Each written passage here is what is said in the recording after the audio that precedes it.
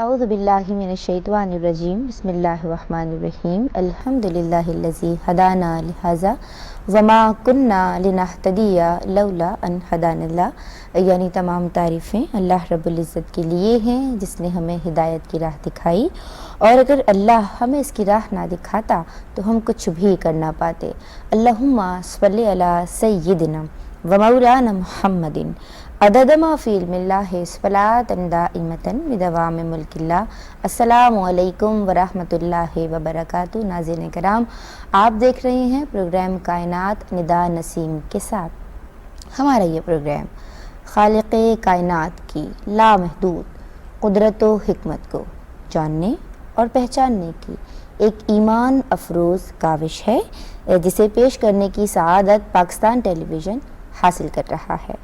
ناظرین کرام، اللہ تبارک و تعالیٰ کی عظمتیں جاننے کے لیے اس کائنات کا مطالعہ بے حد ضروری ہے، کیونکہ کائنات اور اس کے مظاہر کا علم خالق کائنات کی عظمتوں پہ پڑے پردوں کو چاک کرتا ہے اور اس کی عظمتوں کو ظاہر کر دیتا ہے۔ اللہ تعالیٰ ہمیں زمین اور آسمان میں یا آسمانوں میں غور و فکر کرنے کا حکم دیتا ہے، اور اگر میں بات کروں آسمان سے باتیں کرتے ہوئے پہاڑوں کی، حقیقت تو یہ ہے کہ ہماری زمین نے اپنا توازن انہی پہاڑوں اور چٹانوں کی وجہ سے قائم رکھا ہوا ہے۔ یہ پہاڑ یا جبل یا کوہ یا پربت اور چٹانیں آج ہمارا موضوع ہیں۔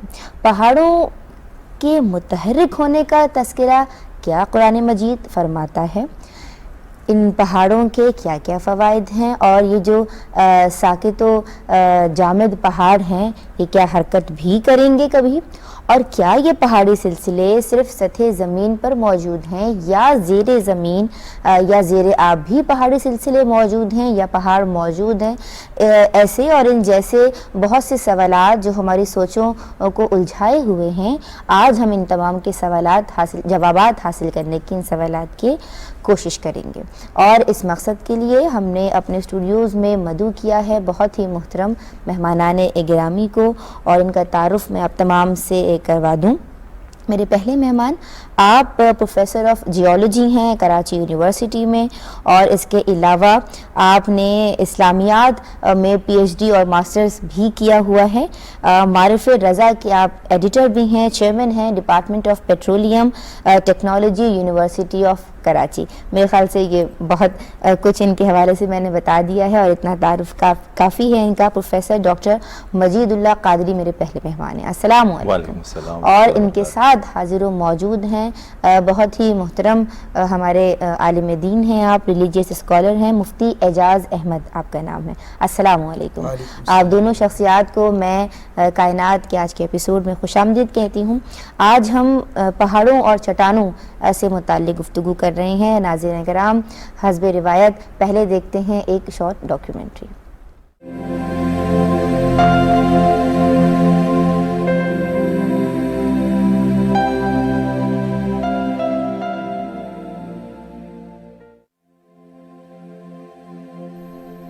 پہاڑوں کی دنیا، نظاروں کی دنیا، سرمئی پرہیبت پہاڑیاں، برف پوش سفید بے داغ دلکش و دلربا چوٹیاں، سبز پیراہن اوڑھے زندگی کو اپنی باہوں میں سمیٹے بارونق پہاڑی سلسلے، مٹیالی بے رونق خاموش چٹانیں، پہاڑوں کی چوٹیوں کو چومتے بادل، چٹانوں کا سینہ چیر کر ابلتے چشمے، سرکش پہاڑی دریاؤں کی جل ترنگ، پہاڑوں کے دامن میں واقع جھیلیں، پہاڑوں کی اوٹ سے نکلتا سورج، بیک وقت یکسانیت اور یکتائی کے مظہر پہاڑ قدرت کی عظیم نعمت ہیں۔ زمین کی بناوٹ میں پہاڑوں کی موجودگی اپنی خاص مانیت رکھتی ہے۔ زمین کی ساخت کی تشکیل کے دوران 15 کروڑ سال کے عرصے میں بالائی سطح یعنی کرسٹ وجود میں آئی۔ یہ زمینی چٹانوں کی ابتدا تھی 16 करोड़ साल पहले पूरी जमीन को मुहित एक बड़ा बर्रे आजम पैनगिया के दो हिस्सों लॉवेशिया और गुडवेना लैंड में तकसीम और उनके आपस में टकराने से दुनिया के 3 पहाड़ी सिलसिले कराकोरम, हिमालय और हिंदू कश वजूद में आए। इरशाद बारी ताला है, और अल्लाह ने जमीन में पहाड़ गाड़ दिए। अर्जियाती साइंस के मुताबिक अगर जमीन की बैरूनी सतह नशे व फराज की हामिल ना होती और हमारी जमीन में पहाड़ ना होते तो जमीन के कोर में होने वाली मुसलसल वाइब्रेशन यानी लर्जिश जमीन की सतह पर किसी भी चीज को कायम न रहने देती। बुलंद वाला इमारतें तो तामीर करना दूर की बात, सतह जमीन पर एक झोपड़ी खड़ा करना भी मुमकिन न होता। दुनिया में मौजूद हजारों की तादाद में पहाड़ वसी सिलसिलों की शक्ल में हैं, जिन्हें माउंटेन रेंज कहा जाता है। पहाड़ों के ये सिलसिले हमारी जमीन को हर तरफ से घेरे हुए हैं। कुरे अर्ज में समंदरों को अलग करके खुश्क जमीन की सूरत में तकरीबन 145 मिलियन मुरब्बा किलोमीटर का रकबा 1/4 840 मीटर की औसत से पहाड़ों की सूरत में है। दुनिया में सबसे बुलंद चोटी माउंट एवरेस्ट 8840 मीटर बुलंद है, जबकि ज़ेरे आब सबसे बड़ा पहाड़ी सिलसिला मिडोशियानिक रिज कहलाता है। ये 76,000 किलोमीटर लंबा है। जमीन का तवाजुन संभाले अज़्म इस्तक़लाल के इख्तियारे पहाड़ भी खालिक कायनात की मार्फत का जरिया है।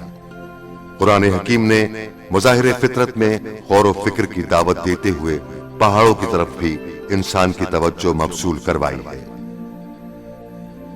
इरशाद बारी ताला है, और क्या ये लोग गौर से नहीं देखते पहाड़ों की तरफ कि उन्हें कैसे नस्ब किया गया।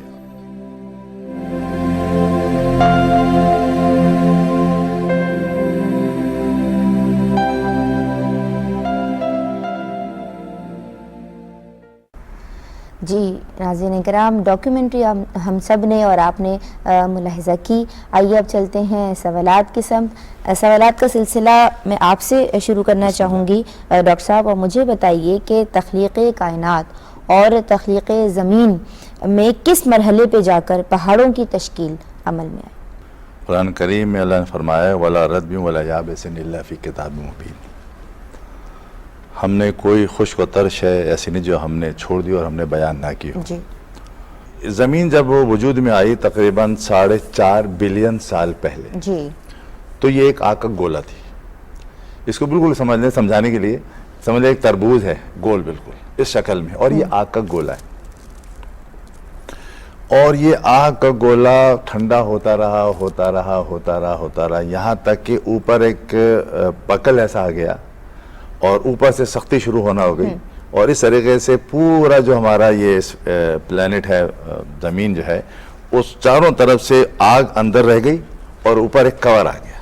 तो कुदरत ने इसको ठंडा किया जी। और ठंडे होने से ऊपर एक क्रस्ट हम कहते हैं जम गई, एक क्रस्ट कायम हो गई। कहीं पर ये 80 किलोमीटर थिक है और कहीं ये 2-4 किलोमीटर थिक है जी। इस तरीके से जब ऊपर से सख्ती आई, ये क्रस्ट जो है ना, ये चट्टानें बनी। जब भी लावा ऊपर आता है थोड़ी देर में ठंडा हो जाता है, जम जाता है, सख्त हो जाता है, वो रॉक हो जाती है। उसको हम रॉक भी कहते हैं। रॉक इसलिए कहते हैं कि एग्रीगेट ऑफ मिनरल है। और हम चट्टान इसलिए कहते हैं कि एक तह बन जाती है वहाँ पर बाकायदा। अब ये जो है पहली ज़मीन की जो चारों तरफ आप देखेंगे जो रॉक्स बनी या लेयर बनी, ये सारी आतिशी पहाड़ कह लें या आतिशी चट्टानें कह लें आप उसको। हम पहाड़ उस वक्त कहते हैं जब कोई चीज़ बाहर निकली हुई होती ज़मीन से, तब वो पहाड़ है। अच्छा, अब वो है तो वो चट्टान वो भी ठीक है। अब वो चट्टान जितनी नजर आ रही है, या तो जमीन के नीचे या पानी के नीचे वो चट्टान होगी। कहाँ तक होगी? वहां तक होगी जहां तक ये लावा है।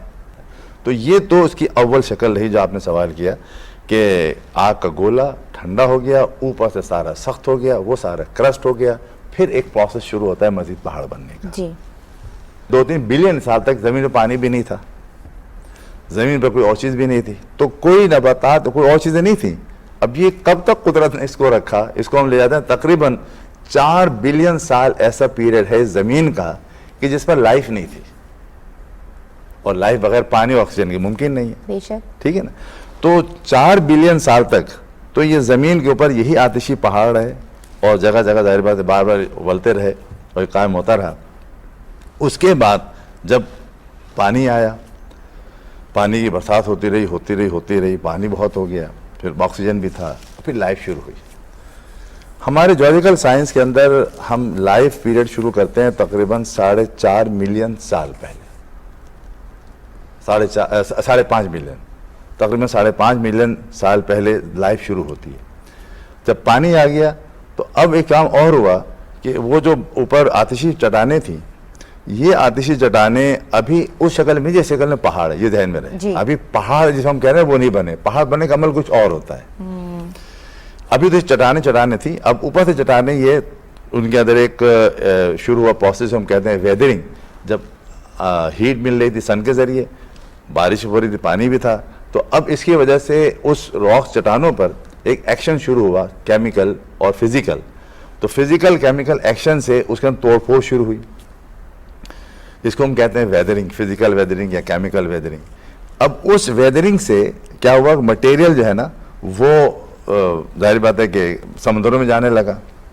پانی آ کے سمندر بن چکے تھے، سمندر میں جا کر یہ آہستہ آہستہ ذرات، مٹی کی کہہ لیں یا کچھ بھی کہہ لیں، یہ مٹی کی تہ جاننا شروع ہو جاتی ہے. انڈس ریور ہمارا اوپر گلگت کے اوپر سے مٹیریل لے کر آ رہا ہے، سیڈیمنٹس، اور لا کر سمندر میں یہاں ڈال رہا ہے. بے شک. تو بحر عرب کے اندر سب سے زیادہ سیڈیمنٹ جو آ رہے ہیں، جو ذرات آ رہے ہیں، وہ انڈس ریور لے کر آ رہا ہے.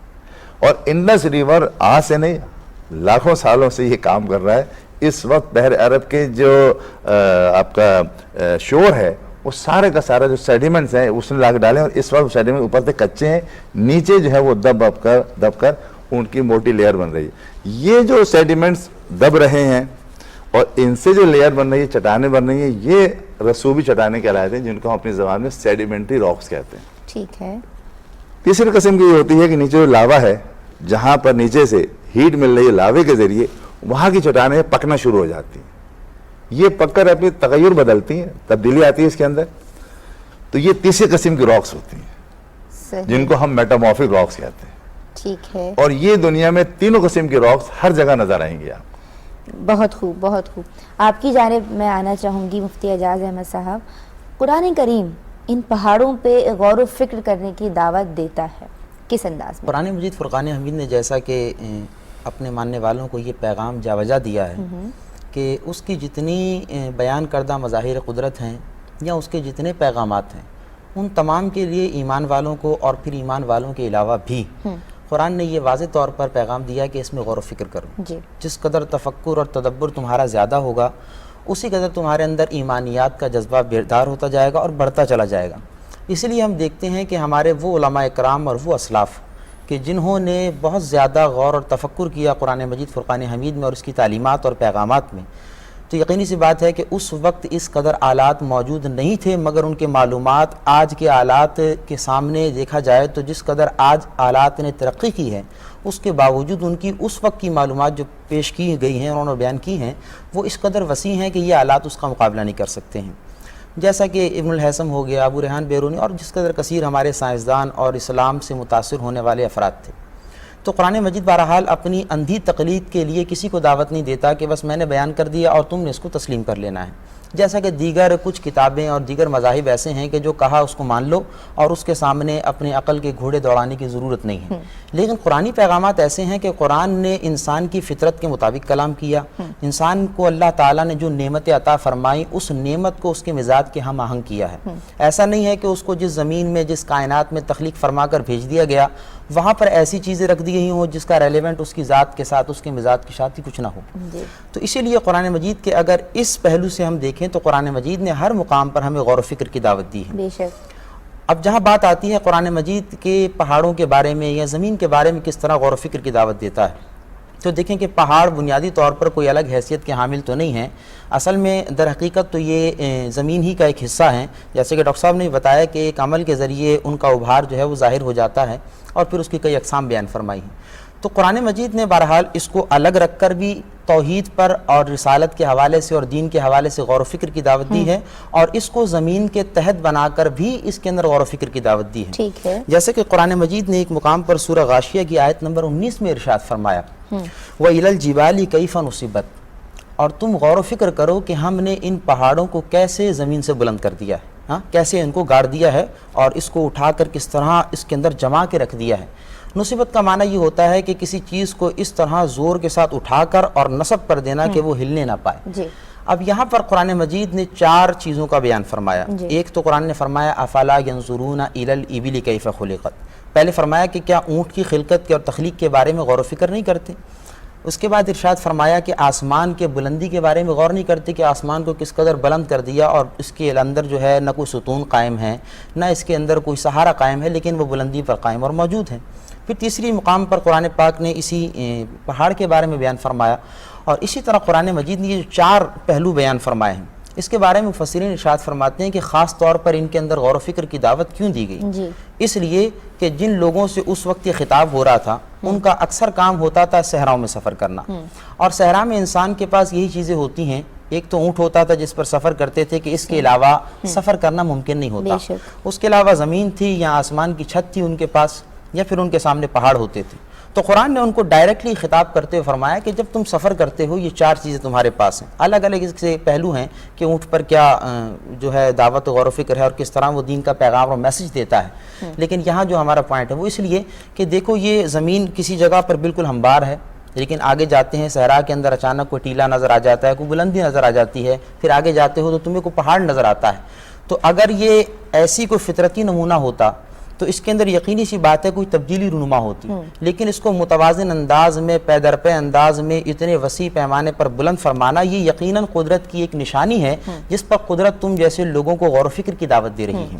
تو قرآن مجید اسی طرح ایک اور مقام پر ارشاد فرماتا ہے اور غور و فکر کی دعوت دیتا ہے اسی پہاڑ کے حوالے سے کہ اے میرے ماننے والو تم پہاڑ کے ان معاملات پر غور کرو کہ پہاڑ کو ہم نے کس طرح سخت اور ٹھوس بنا کر زمین پر ابھار کی طرح پیدا کر دیا ہے، یعنی پہلے اس کو سخت اور ٹھوس بنایا اور پھر اس کو بنانے کے بعد اس کو پہاڑ کو زمین کے اوپر اس طرح نصب کر دیا ہے کہ اس کی وجہ سے اب زمین کی جنبش کا کوئی تصور پیدا نہیں ہوتا۔ تو اس طرح بھی قرآن مجید فرقان حمید نے ہمیں زمین کے تحت کر کے پہاڑوں پر غور و فکر کرنے کی دعوت دی ہے، اور یہ ایک عام پیغام تھا کہ جو انسان اپنی جس قدر علم نالج کے مطابق اس پر غور و فکر کرتا رہے اسی قدر اس پر راستے کشادہ اور واضح ہوتے رہتے ہیں۔ اور اسی لیے ہمارے علماء نے اپنے اپنے درجہ بدرجہ زمانوں میں غور و فکر کیا اور اس پر بیش بہا تحریرات ان کی جو ہے وہ معرض وجود میں آئی ہیں۔ آج کی سائنسی زمانے کی تحقیقات پہاڑوں کے حوالے سے بالخصوص صرف 150 سے 200 سال کی مرہون منت ہیں، اس سے پہلے اس کا کوئی تصور یا اس پر کوئی ریسرچ قائم نہیں تھی، لیکن قرآن نے اپنے ماننے والوں کو آج سے 1400 برس پہلے ہی اس کی طرف راغب کیا، اور نہ صرف راغب کیا بلکہ اس کے اوپر دعوت دی کہ آ کر اس کے اندر غور و فکر کرو۔ اسی لیے جرمنی کے ایک پروفیسر نے اپنے ایک مقالے کے اندر لکھا کہ جب میں نے محمد صلی اللہ تعالیٰ علیہ وسلم کی لائف کو پڑھا اور دیکھا کہ وہ سچے رسول ہیں یا نہیں ہیں، تو پھر میں نے دیکھا کہ ان کی سب سے بڑی دلیل تو قرآن ہے۔ تو اس نے چونکہ وہ اپنی مزاج کے مطابق وہ ماہر ارضیات تھا تو اس نے قرآن پاک پر ریسرچ شروع کی، تو کہا میں نے ایک آیت کا انتخاب کیا اور کہا کہ میں دیکھتا ہوں کہ محمد نے یہ جو کلام پیش کیا ہے کیا یہ واقعی الہامی کتاب ہے، اللہ کی طرف سے نازل کردہ ہے، یا جیسا کہ ہمارے مستشرقین نے ایک اعتراض کیا ہے کہ یہ محمد بنا کر لے آئے تھے۔ تو اس نے ایک آیت کا انتخاب کیا اور وہ آیت پہاڑوں ہی سے متعلق تھی۔ اس زمین اور پہاڑوں سے متعلق آیت کو جب اس نے پڑھا اور اس میں وَجَعَلْنَا فِي الْأَرْضِ رَوَاسِيَ أَن تَمِيدَ بِهِمْ وَجَعَلْنَا فِيهَا فِجَاجًا سُبُلًا لَعَلَّهُمْ يَهْتَدُونَ، اس آیت کو اس نے پڑھنے کے بعد اس نے کہا کہ یہ محمد کا لایا ہوا کلام ہو ہی نہیں سکتا ہے۔ اس نے کہا کہ ہماری سائنس ریسرچ کرنے کے بعد آج سے 150-200 سال کے اندر اس مقام پر پہنچی ہے کہ یہ پہاڑوں کی یہ حالت، یہ کیفیات، ان کی یہ خصوصیات ہیں، اس کی وجہ سے یہ فوائد انسانیت کو اور زمین کو حاصل ہوتے ہیں، لیکن محمد 1400 سال پہلے اس کو اپنے عقل کی سوچ پر نہیں کہہ سکتے۔ یقینی سی بات ہے یہ اللہ نے نازل فرمایا ہے۔ سبحان اللہ۔ تو اس اعتبار سے قرآن پاک نے جا بجا مقام پر غور، تفکر اور تدبر کی دعوت دی، اور اس کو زیادہ تر اگر آپ دیکھیں تو قرآن پاک میں تفکر اور تدبر کا جو دائرہ کار ہے وہ زیادہ تر زمین اور زمین سے متعلق اشیاء ہی کے بارے میں بہت شکر گزار ہوں آپ دونوں شخصیات کی، پروفیسر ڈاکٹر مجید اللہ قادری صاحب آپ کی اور مفتی اعجاز احمد صاحب آپ کی۔ ناظرین کرام، اسی کے ساتھ ندا نسیم کو پروگرام کائنات کے آج کے ایپیسوڈ سے اجازت دیجیے۔ فی امان اللہ۔